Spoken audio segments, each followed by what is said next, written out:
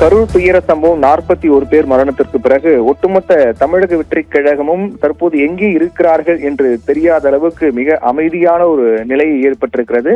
குறிப்பாக தமிழக வெற்றிக் கழகம் தரப்பில் அதனுடைய பொதுச் செயலாளர் புசி ஆனந்த் மற்றும் இணை செயலாளர் நிர்மல்குமார் ஆகியோருடைய முன்ஜாமீன் மனு தள்ளுபடி செய்யப்பட்டதை அடுத்து அவர்கள் உச்சநீதிமன்றத்தில் மேல்முறையீடு செய்திருக்கிறார்கள்.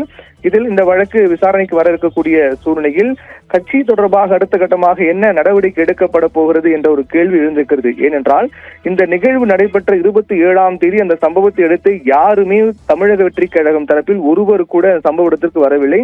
அதைத் தொடர்ந்து விஜயினுடைய அடுத்த கட்ட நடவடிக்கை என்ன என்ற கேள்வி எழுந்திருக்கிறது. ஏனென்றால் தற்போது இது மிக முக்கிய செய்தியாக பார்க்கப்படக்கூடியது என்னவென்றால் தமிழக வெற்றிக் கழக தலைவர் விஜய் மாவட்ட செயலாளர்கள் தமிழக வெற்றிக் கழகத்தினுடைய மாவட்ட செயலாளர்கள் மற்றும் நிர்வாகிகளுடன் நேரடியாக பனையூர் அலுவலகத்துக்கு வரவழைத்து ஆலோசனை மேற்கொள்ள இருப்பதாக மிக முக்கியமான தகவல் கிடைத்திருக்கிறது. ஏனென்றால் இதற்கு முன்பாக வீடியோ கால் மூலமாக மாவட்ட நிர்வாகிகள் மற்றும் செயலாளர்களுடன் விஜய் ஆலோசனை மேற்கொண்டார். அப்போது பல முக்கியமான அறிவுறுத்தல்கள் வழங்கப்பட்டதாக சொல்லப்பட்டது. ஆனால் அதற்கு பிறகும் கூட இந்த சம்பவத்துக்கு நேரடியாக மாவட்ட செயலர்கள் அழைப்பதற்கு முன்பாக ஏற்கனவே வீடியோ கால் மூலமாக பேசினார். அதற்கு பிறகுதான் புசி ஆனந்த் மற்றும் நிர்மல்குமாருடைய முன்ஜாமீன் மனு தள்ளுபடி செய்யப்பட்டது. அதற்கு பிறகு நேரடியாக மாவட்ட செயலாளர்களை பனையூர் அலுவலகத்திற்கு விஜய் வர உத்தரவிட்டிருப்பதாகவும் விரைவில் இந்த சந்திப்பு என்பது நடைபெற இருப்பதாகவும் சொல்லப்படுகிறது. ஏனென்றால் இதில் மிக முக்கியமாக பார்க்கப்பட வேண்டியது என்னவென்றால் பொதுவாக தமிழக வெற்றிக் கழகத்தை பொறுத்தவரையில் மாவட்ட செயலாளர்களுடன் நேரடி தொடர்பில் இருந்தவர் தான் புசி ஆனந்த், கட்சியினுடைய பொதுச் செயலாளர். விஜய்க்கு நேரடியாக மாவட்ட செயலாளர்களும் தொடர்பு இல்லை என்றாலும் கூட மாவட்ட செயலாளர்களுக்கும் விஜய்க்கும் இடையில் மிக முக்கிய ஒரு இணைப்பாக செயல்பட்டவர் தான் புசி ஆனந்த். ஆனால் தற்போது அவர் தலைமறைவாகி இருக்கிறார். போலீசார் தீவிரமாக தேடி வரக்கூடிய சூழ்நிலையில் பல நாட்களாக அவர் தலைமறைவாக இருக்கிறார். அவரை பிடிப்பதற்காக தனிப்படை அமைக்கப்பட்டு போலீசார் தீவிர தேடுதல் வேட்டை மேற்கொண்டு வருகின்றார்கள். அதனால் அவரால் கட்சி ரீதியாக செயல்பட முடியாத நிலை ஏற்பட்டிருக்கிறார். அவரே தலைமறைவாக இருக்கிறார். அவர் எப்படி கட்சி ரீதியாக செயல்பட முடியும் என்ற ஒரு கேள்வி இருந்திருக்கும் சூழ்நிலையில் இது அப்படியே அமைதியாக கட்சி விட்டுவிடக் கூடாது என்ற அடிப்படையில் தான் விஜய் தற்போது மிக முக்கிய முடிவு ஒன்று எடுத்திருக்கிறார். அந்த முடிவு என்னவென்றால் புசி ஆனந்த் இல்லை என்றாலும் கூட மாவட்ட செயலாளர்களை நேரடியாக அலுவலகத்துக்கு வரவழைத்து அவர் நேரடியாக பேச போகிறார் என்ற ஒரு முடிவை அவர் எடுத்திருக்கிறார். அது தொடர்பான உத்தரவு என்பது மாவட்ட செயலாளர்களுக்கு விரைவில் பிறப்பிக்கப்பட்டிருக்கிறது. அதைத் தொடர்ந்து எப்போது இந்த சந்திப்பு நடைபெறும் என்பது தொடர்பான அறிவிப்பு வெளியாகும். அந்த அறிவிப்பின் அடிப்படையில் மாவட்ட செயலாளர்கள் நேரடியாக அலுவலகத்துக்கு வர இருக்கிறார்கள். இதில் புசி ஆனந்த் இல்லாமல் நடக்கக்கூடிய மிக முக்கியமான கூட்டமாக தான் இது பார்க்கப்படும். ஏனென்றால் மாவட்ட செயலாளர்கள் நேரடி தொடர்பில் மாவட்ட செயலாளர்கள் மிக நெருக்கமாக இருந்தவர் புசி ஆனந்த். எந்த மாவட்டம் சென்றாலும் அந்த மாவட்ட செயலாளரும் மிக நெருக்கமாக இருக்கக்கூடிய புசி ஆனந்த் அவர் நேரடியாக எந்த ஒரு மாவட்ட செயலாளரையும் அதே போன்று கட்சியினுடைய மிக முக்கிய தலைவர்களையும் விஜயுடன் நேரடியாக தொடர்பு வைத்துக் கொள்ள முடியாத அளவுக்கு இடையில் மிக முக்கிய நபராக செயல்பட்டார். அது பல்வேறு விமர்சனங்கள்லாம் முன்வைக்கப்பட்டது.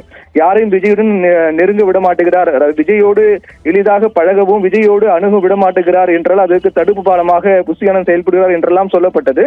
அதற்கு இணங்க ஒவ்வொரு மாவட்ட தலைவர்களும் மிக நெருக்கமாக செயல்பட்ட புசி ஆனந்த் அவர் இல்லாத நிலையிலும் கூட என்ன செய்வது என்று யோசிக்காமல் உடனடியாக அனைவரையும் பனையூர் அலுவலகத்துக்கு வர உத்தரவிட இருக்கின்றார். அதன் அடிப்படையில் மிக முக்கியமான ஆலோசனை கூட்டமாக அது பார்க்கப்படுகிறது. சரி, இந்த ஆலோசனை கூட்டத்தில் என்ன முடிவு எடுக்கப்பட போகிறது என்றால் மிக முக்கியமான முடிவுகளாம் எடுக்கப்பட போகிறது. அதாவது பொதுவாக இந்த கரூர் துயர சம்பவத்தை அடுத்து தமிழக வெற்றிக் கழகத்துக்கு ஒரு மிகப்பெரிய ஒரு அடியாக தான் பார்க்கப்படுகிறது. என்னதான் போலீசார் பாதுகாப்பு கொடுக்கவில்லை என்றும் போதிய ஒத்துழைப்பு கொடுக்கவில்லை என்றெல்லாம் சொல்லப்பட்டாலும் கூட முழுக்க முழுக்க பெரும்பான்மையான மக்களுடைய எண்ண ஓட்டம் என்பது தமிழக வெற்றிக் கழகம், குறிப்பாக விஜய் அது தொடர்பாக இந்த நிகழ்ச்சி ஒருங்கிணைத்தவர்கள் மீது ஒரு மிகப்பெரிய அதிருப்தி ஏற்படுத்தியிருக்கிறது. அது தொடர்பான எதிர் விமர்சனங்களும் அவர்கள் எதிர்கொண்டு வரக்கூடிய சூழல் பார்க்கின்றோம். இந்த சம்பவம் முழுக்க முழுக்க விஜய்க்கு எதிராக அமைந்திருக்கக்கூடிய நிலையில் மீண்டும் மக்களுடைய நம்பிக்கையை பெறுவதற்காக மிக முக்கியமான ஆலோசனைகள் முடிவுகளும் எடுக்கப்பட இருக்கின்றது. அதாவது ஏற்கனவே இந்த சம்பவத்தில் உயிரிழந்த 41 குடும்பங்களுக்கும் 20 லட்சம் ரூபாய் நிவாரணம் தொகையாக வழங்கப்படும் என்றும் காயமடைந்தவர்களுக்கு 2 லட்சம் வழங்கப்படும் என்றும் விஜய் அறிவித்தார். ஆனால் தற்போது வரையிலும் அந்த தொகை வழங்கப்படாத நிலையில் அதை நேரடியாக விஜயை சென்று வழங்க இருப்பதாகவும் சொல்லப்படுகின்றது. அது தொடர்பாக கூட இந்த கூட்டத்தில் ஆலோசிக்கப்பட இருக்கலாம் என்றும் கூறப்படுகிறது. இதில் மிக முக்கியமான 3 விடயங்கள் குறித்து பேசப் போகிறார்கள். ஒன்று என்னவென்றால் விஜய் நேரடியாக கரூருக்கு சென்று பாதிக்கப்பட்ட மக்களையும் உயிரிழந்தவருடைய குடும்பத்தினரையும் சந்தித்து ஆறுதல் தெரிவிக்க இருக்கின்றார். அந்த உதவித்தொகை வழங்க இருக்கின்றார். அதற்கான சாத்தியக்கூறுகள், அதற்கான ஏற்பாடுகள் எப்போது செல்லலாம் என்பது குறித்து ஆலோசனை செய்யப்பட்டிருக்கின்றது. மற்றொன்று என்னவென்றால் விஜயனுடைய தேர்தல் பிரச்சாரம் என்பது தற்காலிகமாக 2 வாரங்கள் என்பது ஒத்திவைக்கப்பட்டிருக்கிறது. 2 வாரங்களுக்கு ரத்து செய்யப்பட்டிருக்கிறது. அதை எப்போது மீண்டும் தொடங்கலாம், மீண்டும் தொடங்கும் போது என்னென்ன மாற்றங்கள் செய்யலாம், என்னென்ன விதிமுறைகள் நாம் கடைபிடிக்க வேண்டும், என்னென்ன பெரிய மாற்றங்களை நாம் மேற்கொள்ள வேண்டும் என்பது தொடர்பாக ஆலோசிக்கப்பட்டிருக்கிறது. அடுத்து மிக முக்கியமான 3வது நிகழ்வு என்னவென்றால், கரூர் துயர சம்பவம் தொடர்பாக ஒட்டுமொத்த தாவேக நிர்வாகிகள் கூண்டோடு அங்கிருந்து காலியாகிவிட்டார்கள் என்ற ஒரு மிக கடுமையான விமர்சனம் தாவேகாவுக்கு வைக்கப்படுகிறது. அதை முறியடிக்கக்கூடிய வகையிலும் அதை மாற்றக்கூடிய வகையும் உடனடியாக கரூருக்கு மாவட்ட நிர்வாகிகள் அனைவரும் செல்ல வேண்டும், அருகில் இருக்கக்கூடிய மாவட்ட செயலாளர்கள் அனைவரும் செல்ல வேண்டும். விஜயும் நேரடியாக செல்ல இருக்கின்றார். அனைத்து மாவட்ட செயலர்களும் அங்கு சென்று பாதிக்கப்பட்ட ஒருவரையும் கூட விடாமல் அவர்கள் நேரடியாக சந்தித்து பேச வேண்டும். இதன் மூலமாக விஜய் மற்றும் தாவேக நிர்வாகிகள் மீது வைக்கப்படக்கூடிய கடுமையான குற்றச்சாட்டுகளையும் கடுமையான விமர்சனங்களையும் மாற்ற வேண்டும் என்பது தொடர்பான இந்த 3 மிக முக்கியமான விஷயங்கள் குறித்து இந்த கூட்டத்தில் ஆலோசிப்பதற்கான வாய்ப்பு அதிகமாக இருப்பதாக சொல்லப்படுகிறது. இது புசியானது இல்லாமல் நடக்கக்கூடிய இந்த கூட்டம் என்பதால் இது மிகுந்த முக்கியத்துவமும் கவனமும் பெறுகின்றது. ஏனென்றால் பொதுவாக விஜய் நேரடியாக யாருடன் தொடர்பு இல்லாமல் தான் இருந்தார். அவர் விஜய் பொறுத்தவரையில் எதுவாக இருந்தாலும் புசியானந்த், அதற்கு பிறகு புசியானந்த் தான் மற்ற நிர்வாகிகளோடு தொடர்பு கொண்டு பேசுவார். ஆனால் தற்போது விஜய் நேரடியாக மாவட்ட நிர்வாகிகள் தொடர்பு கொண்டு பேசியிருப்பதாகவும் அவர்கள் அனைவரையும் வரவழைத்து இது தொடர்பாக ஆலோசிக்க இருப்பதாகவும் சொல்லப்படுகிறது.